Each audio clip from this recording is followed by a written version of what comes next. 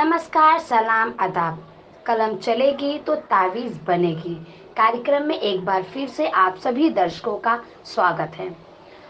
बकरा ईद का सियासी दंगल। खबर की तरफ जाने से पहले हम अपने सभी दर्शकों के साथ अपने देशवासियों को न्यूज ऑल टाइम्स की तरफ से ईद उल अजहा की मुबारकबाद पेश करते हैं। बकरा ईद के मौके पर इस सियासी दंगल में आप सभी दर्शकों का एक बार फिर से स्वागत है। बकरा ईद मुस्लिम समुदाय के लिए मुख्य त्योहार में से एक है, जिसमें मुस्लिम समुदाय के लोग जानदार जानवरों को सुन्नत इब्राहिमी के तहत कुर्बानी पेश करने का रिवाज है, और वो भी इस्लामी कानून शरीयत के हिसाब से जो हलाल जानदार जानवर हो। अब बात करें सियासत की, तो बकरा ईद को लेकर भारतीय जनता पार्टी के कुछ विधायक और दुष्ट किस्म के मांसाहारी छुट भइये पिछलगु नेताओं ने बकरा ईद के मौके पर जानदार जानवरों की कुर्बानी को लेकर गंगा जमुनी तहजीब में बिखराव पैदा करने के लिए भड़काऊ बयानबाजी करने से बाज नहीं आ रहे हैं, जिनका अपने ही पार्टी में कोई औकात नहीं है, सिर्फ पार्टी में बने रहने के लिए भड़काऊ बयानबाजी करते रहते हैं। हम अब रुख करते हैं उत्तर प्रदेश की तरफ। गाजियाबाद के लोनी विधानसभा क्षेत्र से भारतीय जनता पार्टी के विधायक बने नंदकिशोर गुर्जर ने तो कुर्बानी को लेकर कहा कि हमारे लोनी विधानसभा में कुर्बानी नहीं होनी चाहिए, अगर हो गया तो उस व्यक्ति को कठोर से कठोर सी सजा हम देंगे। जबकि मुस्लिम धर्म के आधार पर मुस्लिम समुदाय के धर्म गुरुओं का कहना है कि कुर्बानी तो हम करेंगे, यह हमारा शरीयत के हिसाब से अधिकार है।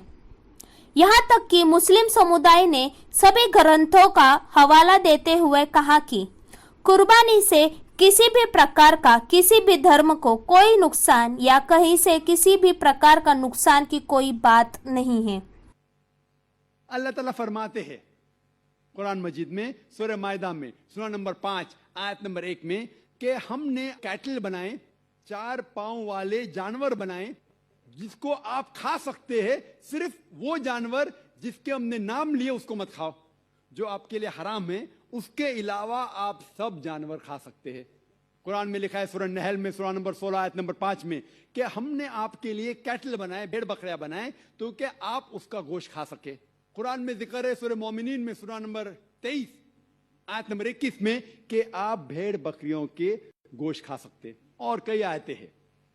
मेडिकल साइंस आज ये कहती है कि इंसान के जिस्म में हमको अमाइनो एसिड की जरूरत है, 22 अमाइनो एसिड की जरूरत है। इसमें से 8 अमाइनो एसिड जिस्म में पैदा नहीं होते, बाहर के खाने से लेना लाजिम है। और कोई भी वेजिटेबल फ्रूट, कोई भी घास फूस, कोई भी फल में ये 8 के 8 अमाइनो एसिड है ही नहीं, लेकिन मांस में है और मच्छी में है। कि हिंदू मजहब में, हिंदू धर्म में गोश्त खाना हराम है, ये बिल्कुल गलत फहमी है। अगर आप पढ़ेंगे हिंदू धर्म की किताब, हिंदू धर्म की किताब पढ़ेंगे मनुस्मृति अध्याय नंबर 5 श्लोका नंबर 30, उसमें लिखा हुआ है कि भगवान ने, खुदा ने कुछ जानवर को खाने के लिए बनाया है और कुछ जानवर को खा जाने के लिए, कुछ खाने के लिए और कुछ खा जाने के लिए। अगर आप उन जानवरों को खाते हैं जो खुदा ने खाने के लिए बनाया है तो आप कोई गुनाह नहीं करते। मनुस्मृति अध्याय 5 श्लोक का नंबर 30।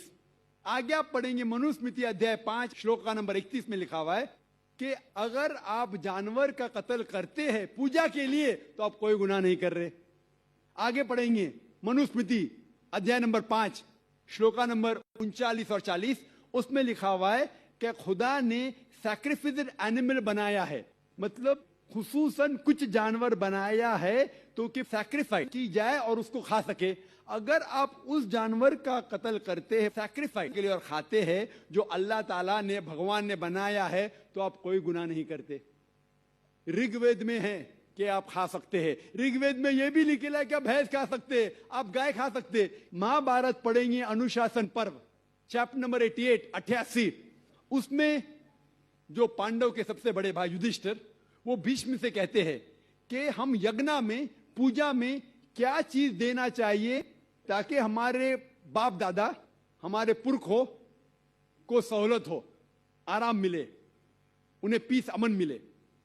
भीष्म कहते हैं कि यज्ञ में, पूजा में अगर आप वेजिटेबल्स देंगे, घास फूस, फल, चावल देंगे, तो हमारे बाप दादा, हमारे पुरखों 1 महीने तक संतुष्ट रहेंगे। कितने महीने तक? 1 महीने तक।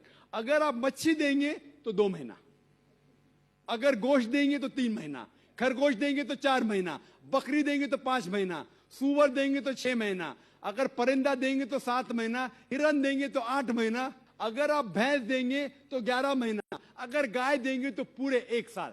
आप जो सांस ले रहे, भाई साहब सांस ले रहे, आपको पता है कि millions of germs are dying. ये जरासीम जो आप सांस लेके, उनको भी जान है। आप अगर 5 मिनट तक सांस नहीं लेंगे, आप मर जाएंगे। हर मिनट में आप हत्या कर रहे हैं। आप देखेंगे आम हिंदू के जो है ना आलमी भाईचारे, उसके अंदर पेड़ पौधे भी आपके भाई है, जानवर भी भाई, जो इस्लाम में नहीं। इस्लाम में आलमी भाईचारे के लिए हर इंसान आपका भाई है, भले अमेरिका में हो, इंडिया में हो, यूके में हो, काला हो, गोरा हो, वो आपका भाई है। लेकिन जानवर आपके भाई नहीं है, लेकिन जानवर का भी हुकूक कुरान और हदीस में दिया गया है। लेकिन जो जानवर की इजाजत दी गई है खाने के लिए, उनको हम खा सकते। होप ये जवाब आपके लिए काफी है। अब बात करते हैं योगी बाबा पुलिस की। हद तो तब हो गई जब कानपुर की पुलिस विभाग ने सुर्खियों में बने रहने के लिए एक जानवर बकरा को मास्क ना पहनाने की जुर्म में कानपुर के थाने विकनगंज ले आती है। बकरा के मालिक से जुर्माना वसूलती है।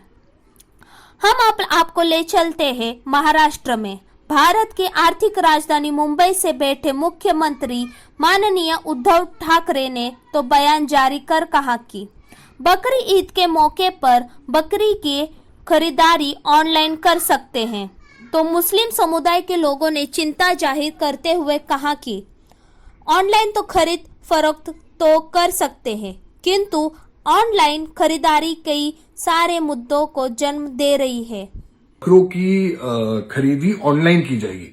लोगों ने कहा कि कैसे होगी बकरों की खरीदी ऑनलाइन। हमने उनको समझाया, हमने कहा कि देखिए कोरोना का संकट है, आप इस टाइम ऑनलाइन खरीदी हम कर लेंगे बकरों की, मगर देखिए बकरों की खरीदी ऑनलाइन हो सकती है।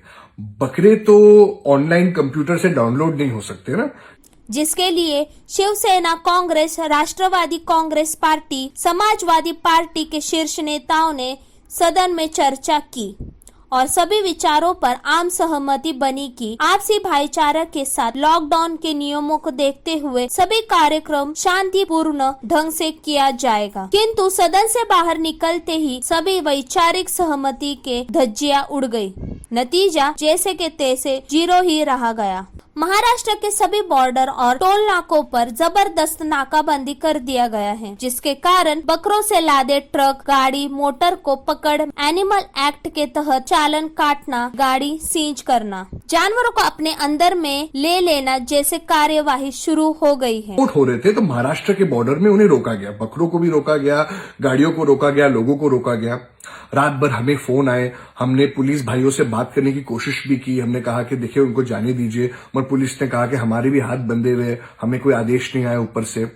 हम सब ने मुख्यमंत्री साहब से मीटिंग ली, मैंने आदित्य जी से बात करने की कोशिश की, सुनील केदार जी से मैंने मीटिंग ली, हम सब मिलकर शरद पवार जी से हमने मीटिंग की। हर एक कोशिश हमने आजमा के देखी, मगर हमने ये भी कहा कि 100% हम सोशल डिस्टेंसिंग मेंटेन कर ईद मनाएंगे और जो मोटर व्हीकल एक्ट के दायरे में रहकर बकरों की ट्रांसपोर्ट होगी। यह रहा नेताओं का दोहरा चरित्र। आज के कार्यक्रम में बस इतना ही। अब मुझे इजाजत दीजिए, फिर मिलेंगे नए खबर के साथ।